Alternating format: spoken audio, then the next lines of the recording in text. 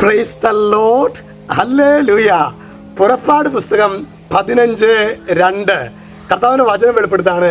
കർത്താവ് എൻ്റെ ശക്തിയും സംരക്ഷകനുമാകുന്നു, അവിടുന്ന് എനിക്ക് രക്ഷയായി ഭവിച്ചിരിക്കുന്നു. കർത്താവ് എൻ്റെ ശക്തിയും സംരക്ഷകനുമാകുന്നു, അവിടുന്ന് എനിക്ക് രക്ഷയായി ഭവിച്ചിരിക്കുന്നു. പ്രിയ സഹോദരങ്ങളെ, നമ്മുടെ ശക്തിയുടെ ഉറവിടം എന്ന് പറയുന്നത് കർത്താവാണ്, യേശുവാണ്. പുതിയ നിയമത്തിലേക്ക് വരുമ്പോൾ യേശുവാണ്.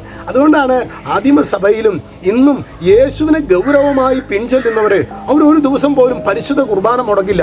ഹൃദയം കൊണ്ട് ബലിയർപ്പിക്കും, യാന്ത്രികമായിട്ടല്ല, ഹൃദയം കൊണ്ട് ബലിയർപ്പിക്കും. കഴിഞ്ഞ ദിവസങ്ങളിൽ ഒരു വ്യക്തി അച്ഛനോട് പറഞ്ഞൊരു കാര്യം, ഞാൻ അച്ഛാ വർഷങ്ങളായിട്ട് ബലിയർപ്പിക്കുമ്പോഴും എനിക്ക് എന്താ ഒരു ഉണർവില്ല അച്ഛാ.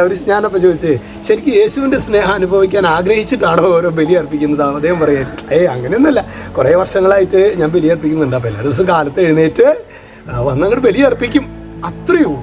പ്രിയ സഹോദരങ്ങളെ, ഇന്നൊരു പക്ഷേ അനേകം പേര് നാമമാത്ര ക്രിസ്ത്യാനികളാവാനുള്ള ഒരു കാരണം എന്താണ് തങ്ങൾ അർപ്പിക്കുന്നത് എന്ന തിരിച്ചറിവില്ലാതെ അത് ബലിയിൽ പങ്കെടുക്കുന്നത് കൊണ്ടായിരിക്കാം. പ്രിയ സഹോദരങ്ങളെ, അതായത് വേണ്ടത്ര ഒരുക്കത്തോടെ നാം ഒരു കൂദാശ സ്വീകരിക്കുന്നില്ലെങ്കിൽ നമ്മൾ ഹൃദയം കൊണ്ട് ആ കൂദാശയിൽ നിന്ന് അകന്നു പോകാൻ സാധ്യതയുണ്ട്. ഇന്ന് അനേകർ ഹൃദയം കൊണ്ട് ഈ കൂദാശയിൽ നിന്ന്, അതുകൊണ്ട് ഈ ഒരു രക്ഷയുടെ അനുഭവത്തോടെ നമ്മൾ ബലിയർപ്പിക്കുകയാണെങ്കിൽ കർത്താവ് എൻ്റെ ശക്തിയും സംരക്ഷകനുമാകുന്നു. അത് ഏറ്റവും കൂടുതൽ നമുക്ക് പുതിയ നിയമ ജനതയ്ക്ക് അത് അനുഭവവേദ്യമാകുന്നത് പരിശുദ്ധ കുർബാനയിലാണ്.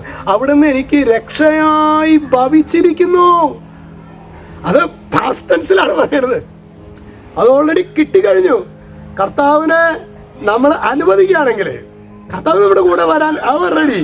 പക്ഷേ നമ്മൾ ഈശോയെ നമ്മുടെ കൂടെ കൂട്ടാൻ അനുവദിക്കുകയാണെങ്കിൽ, പ്രിയ സഹോദരങ്ങളെ, പറഞ്ഞാലാരും വിശ്വസിക്കാത്ത പ്രവൃത്തിയൊന്ന് ദൈവം ചെയ്യാൻ പോകുന്നു, കേട്ടാലാരും സമ്മതിക്കാത്ത പ്രവൃത്തിയൊന്ന് നാഥൻ ചെയ്യാൻ പോകുന്നു. പിന്നെ ഒരു പ്രത്യേക പ്രാർത്ഥന റിക്വസ്റ്റ് ഉണ്ട്. നമ്മുടെ അച്ഛൻ ഇപ്പോൾ കണ്ടശാങ്കട് ഫൊറോനയിലെ ആംഗണ്ടിയൂർ എന്ന് പറഞ്ഞ പള്ളിയിലാണെന്ന് അറിയാമല്ലോ.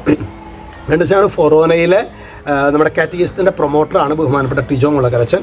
ഈ വരുന്ന ശനിയാഴ്ച, 2ാം ശനിയാഴ്ച, കണ്ടശാങ്കട് ഫൊറോനയിലെ കാറ്റഗിസം ടീച്ചേഴ്സിന് വേണ്ടി ഒരു 1 ഡേ സെമിനാർ അല്ല, അതൊരു 1 ഡേ ശുശ്രൂഷയാണ്, ദൈവവചന ശുശ്രൂഷ. അതിന് നമ്മുടെ സിറോ മലബാർ സഭയുടെ PRO ആയിട്ടുള്ള ബഹുമാനപ്പെട്ട ടോം ഓലിക്കരോട്ടച്ചനാണ് അതിൽ ക്ലാസ് എടുക്കാനും അതിൻ്റെ ബാക്കിയുള്ള ശുശ്രൂഷകൾ ടിജോച്ചനും വൈദികരൊക്കെ ആയിട്ട് ചെയ്യും.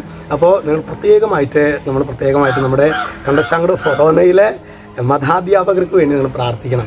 അതായത് ഈ ഒരു കാലഘട്ടത്തിൽ ശക്തമായ ഒരു വലിയൊരു കോളാണ് മതാധ്യാപകരുടേത്. അപ്പോൾ ആ ഒരു അഭിഷേകത്തിൽ വളരാൻ വേണ്ടിയിട്ടാണ് ഈ കണ്ടശാങ്കട് ഫൊറോനയിലെ എല്ലാ മതാധ്യാപകരും ഒരുമിച്ച് കൂടുന്നത്. നിങ്ങളുടെ പ്രാർത്ഥനയിൽ എല്ലാവരും വരാനും, അതുപോലെ തന്നെ ഒരു ഹൃദയത്തോടു കൂടി കർത്താവിൻ്റെ ഈ ഒരു ദൈവരാജ്യ ശുശ്രൂഷയിൽ ചെയ്യാനൊക്കെ ഒരു ആത്മാവിൽ ഐക്യമൊക്കെ ഉണ്ടാകാൻ വേണ്ടി ബഹുമാനപ്പെട്ട ടിജോ മുളക്കരച്ചൻ്റെ നേതൃത്വത്തിലാണ് അത് ചെയ്യുന്നത്.